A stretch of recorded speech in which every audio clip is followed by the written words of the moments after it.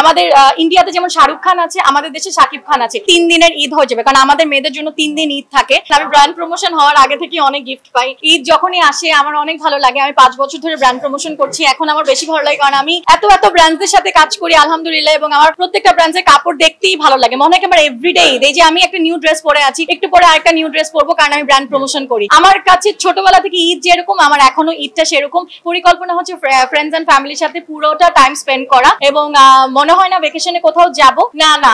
আমি বরবাদের ট্রেইলার, হ্যাঁ বরবাদের ট্রেইলার দেখেছি, শাকিব খানের বরবাদের ট্রেইলার, হ্যাঁ আমি দেখেছি। আচ্ছা, এখানে কেন শাকিব খানের টপিক আসবে? ওনাকে তো ভালো না লাগার কোনো প্রশ্নই আসে না।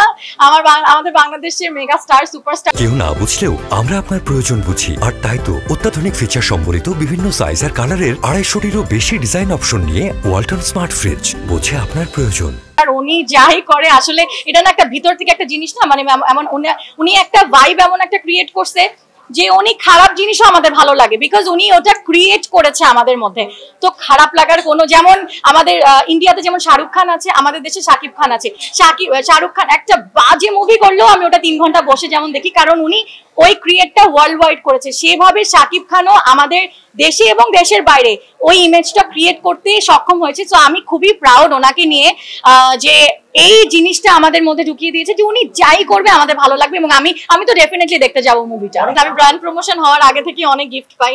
আমার ফ্যামিলি মেম্বার্স, ফ্রেন্ডস আমাকে সবাই অনেক গিফট দেয়। তো এটা আমার কাছে আসলে কোনো ভ্যালু অ্যাড করছে না যে এটা স্পেশাল ভাবে আমি ব্র্যান্ড প্রমোটার দেখে গিফট পাচ্ছি। বাট হ্যাঁ, আমি প্রত্যেকটা ব্র্যান্ডের সাথে কাজ করি এবং প্রতিটা ব্র্যান্ড আমাকে ভালোবেসে অনেক গিফট দেয়। তো এটা তো গিফট পেতে কার না ভালো লাগে বলেন? আপনাকে যদি আমি একটা গিফট দিই আপনার ভালো লাগবে না বলেন? আমি কিন্তু আপনার একদম আননোন, কিন্তু আমি যদি আপনাকে সুন্দর আপনাকে একটা শার্ট গিফট করি বা একটা প্যান্ট গিফট করি, আপনার ভালো লাগবে না? সেখানে আমরা কষ্ট করছি, সেই কষ্টের বিনিময়ে ওনাদের অনেক সেল হচ্ছে এবং ওনারা কিন্তু আমাদের ভালোবেসে অনেক গিফট দেয়। তো অবশ্যই আমার এটা ভালো লাগে। এটা কি জানেন? এটা হচ্ছে আমাদের অ্যাপ্রিসিয়েশন। তারা আমাদেরকে অ্যাপ্রিসিয়েট করে যে বুশরা আপনি এত ভালো কাজ করেছেন, একটা ড্রেস আপনি রাখতেই পারেন, এটা কোনো ব্যাপার না। সো গিফট পেতে আমাদের সবসময় খুবই ভালো লাগে। আচ্ছা, এই জিনিসটাও মানে ওভাবে না, মানে কোনো বাজেটে এরকম না। আমি বলছিলাম আগেও একটা ইন্টারভিউতে যে